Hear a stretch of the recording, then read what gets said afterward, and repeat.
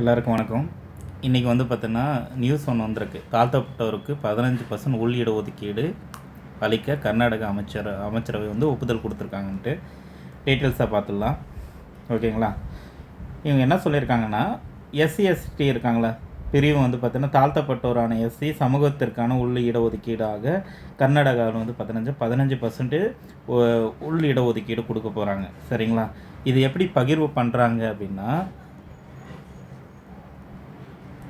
இடதுசாரி இருக்காங்கள, இடதுசாரி பிரிவினர் ஓகேங்களா, எஸ்சி லெஃப்ட்டுன்னு சொல்லிட்டு பிரிக்கிறாங்க. 6% வந்து இடஒதுக்கீடும். வலதுசாரின்றது பார்த்திங்கன்னா,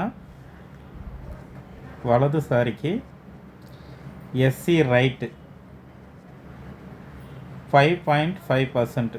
ஓகேங்களா? இது ஒரு 6%, இது 5.5%.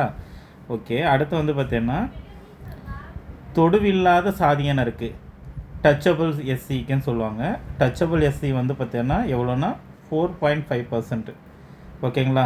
இதர பிரிவினர் 1%. மொத்தமாக வந்து உள் இடஒதுக்கீடு எவ்வளோ கொடுக்குறாங்க? 15% கொடுக்குறாங்க. சரிங்களா? இதுக்கு வந்து பார்த்தோன்னா பாஜக வந்து பார்த்தீங்கன்னா இந்த முடிவுக்கு வந்து பார்த்தீங்கன்னா எதிர்ப்பு தெரிவிச்சிருக்கு.